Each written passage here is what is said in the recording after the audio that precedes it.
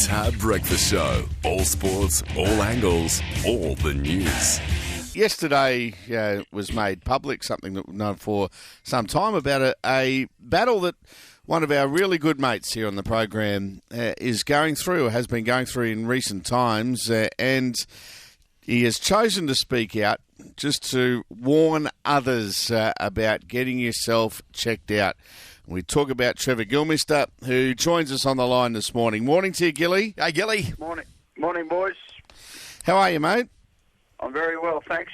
Good, very good. And that is the reason why you've spoken out. You're having treatment for prostate cancer, and you're saying to it not to get sympathy from others, but to make sure that blokes listening go and get the checks.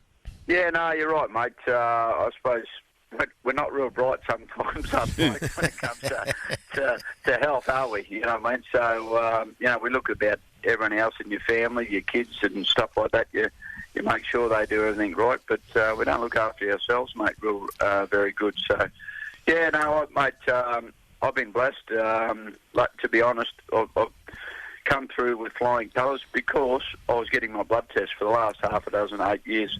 I've been getting my blood tests every year, and thank God the family doctor was on the ball. And he just said, mate, your PSA levels are just going up and down a bit, which is a bit strange. So sent me to a urologist, and sure enough, they found a little spot of cancer there, mate. You know what I mean? So which kind of floored me a bit. I thought, shit, that's a bit strange and baffling. And anyway, and with no history in the family or anything, so it can happen to anyone. Yeah. And the best thing was we got it really early, mate. And I'm as good as gold. So then I had the surgery and come out with flying colours, mate. So the best thing is that if we can get blokes off their backsides, go and get your blood tests regularly. Mate, you can kill this thing, no drama at all. So, Gilly, you had been having those blood checks annually, and never before had there been any problem? No, for about the last probably year and a bit, it just fluctuated a little bit. And as I said, thank God the family doctor was on the ball, mate. Sent me off to a urologist over at Chermside there, and I went over there, the Prince Charles, and he was on the ball as well, and sent me for a scan, and got the scan, mate, and went back, and then and he said, mate, you got a spot of cancer there, and I thought, holy moly, Yeah. And I was in the foyer waiting to go in. I was the youngest bloke there by a mile, you know what I mean? So it doesn't discriminate with No, it age doesn't. now, because and I know, mate, it's an amazing amount of blokes I've spoke to. I would have spoke to 15, 20 blokes, mate, that have been through it, and some of them not so good as, come out of it not as good as I have, and some are really good as well. So the blokes in their 40s as well.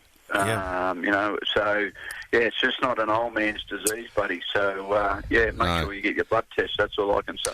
Well, it's a cause that we here at RadioTAB and through Tab Corp have supported over many years. And I think one of the things, Gilly, that we have to drive home to blokes, and we're all in the, I put my hand up here, we're all the same. We say, she'll be right, mate. The old, she'll be, no, won't happen to me. Won't happen to me, I'll be okay. And it's, look, as you said, Gilly, it's not discriminatory. No. Anybody can get it at any age. And the thing that blokes have to realise, and this is in no way being any way demeaning of the campaign for breast cancer, because we know what a killer disease that is breast cancer. But they have done a wonderful, wonderful job in promoting that to women to make sure that they have their tests regularly. And perhaps prostate cancer hasn't been as it has been. Thank goodness now that's not the case. People are now becoming very much aware that this takes more lives than does breast cancer. And we've at times dismissed it. 1 in 6, so blokes will get it. So, it's not, the numbers aren't real flash, are they? No, they're not. No. They're not. As I said, I had no history in my family as well. my father died of asbestos disease at 66, but I mean he could have had it maybe, and we didn't know. Yeah. But so and my old grandfather, he fought in the Second World War. He was 86 when he passed away on my dad's side, and then on my mum's side, my old pop, he was 89, and and stuff like that when he passed away. So I mean, we didn't have any.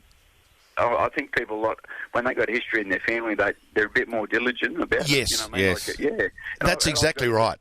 Yeah, right. Yeah, and I've got a couple of mates of mine that, uncles and their fathers have died of bowel cancer, so they get a test every 6 months. You know what I mean? So maybe they like it, but you idiot, mate. But look, one of the things about it, Gilly, and I know, and I haven't got the stats in front of me, but I do know that if you have an instance of prostate cancer in your family, then your chances of getting it are higher. If there are a couple of instances, it goes through, you're almost certain at some stage to get it. But that doesn't mean if you don't have any history in the family that you won't get it. You must get the checks done regularly.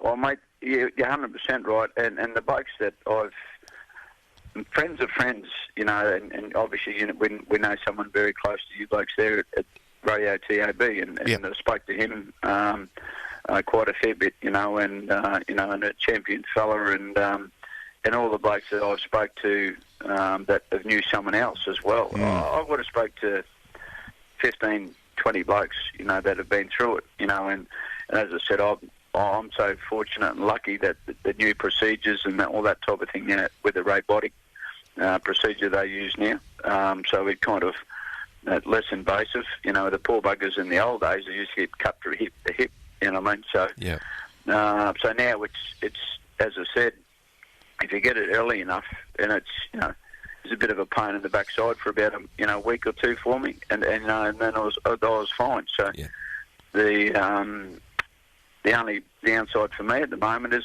mate, I'm only allowed to walk. I'm not allowed to do it. I'm not allowed to do any boxing or anything now at the moment. So, Salty, you can take me on now. Oh, well.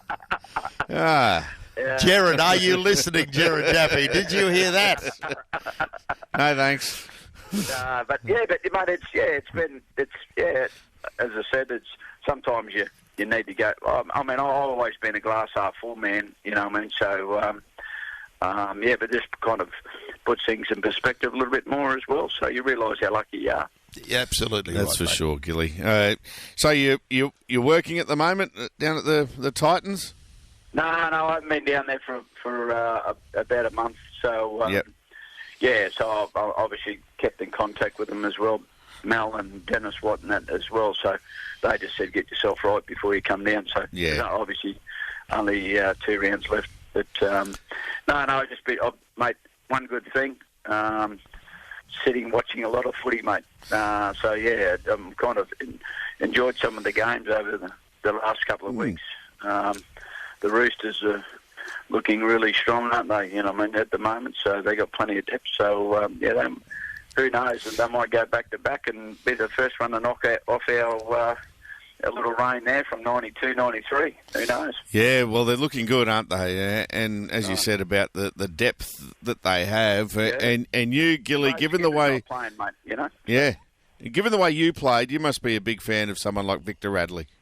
Oh, yeah. I haven't met him. I mean, the Roosters have got a reunion on next weekend, but I can't make it. I'd love to catch up with a few of them blokes. Obviously Trent Robinson's doing a sensational job there. I've met him quite a few times, and I had a little talk to the team a couple of years ago up here when they played the Broncos in Brisbane, and really good fellas, and I love the way they play, and they all just go out and do their job, mate. So he's obviously got a good thing going there. Yeah, and let's face facts, you've got to have the players, whatever, but you've got to be able to bring out the best of them. I mean, you can. It's like you go to Origin level and you got the best players, but there's an art in being able to bring out the best in those players and make them mould together and fit together, and that's the art of being a good coach. It doesn't mean because you've got the best players and then they're going to play well. So obviously he's got something going on there, Trent Robinson. and obviously that's it's working for me. To have Boyd Cordner and Jake Friend out for an extended period of time, it's got that's a pretty good effort, isn't it? My word, it is. Yeah, mate. Great to catch up with you. From everybody, all of our listeners will, I know, endorse these comments to say delighted with that, with the news that everything is okay for you. But the message of this morning is be like Gilly. Make sure you get the test done regularly. Yeah. If you do, and there is a problem, and you get it early, your chances are far, far, far better. In fact, what they can do today, it is brilliant with all of, as you said, Gilly, the robotic surgery, but the earlier they can get it, the better you are. So don't hold back. Don't say it'll be right, mate. Make sure you have your checks regularly, and if there is a problem, you're in a much better position. Yeah, well, John, I told a couple of close mates about it, early in the piece, and a couple of them even come back to me and said, thank God you did tell us, because I've got a little bit of a high rating, and this is going to keep an eye on it. And one bloke had a bit of a sugar problem as well. Yeah. So, so I thought, well, and I was a bit reluctant to do it, and then a couple of people encouraged me to maybe come out and tell everyone. So hopefully, mate, it gets through to people, and so as we said, especially blokes. We've all had a few head knocks occasionally, so we're not real bright sometimes. But anyway, go and get your checks, boys. That's the main thing. Good on you. Well done, mate. Great to talk with you. Right up, boys.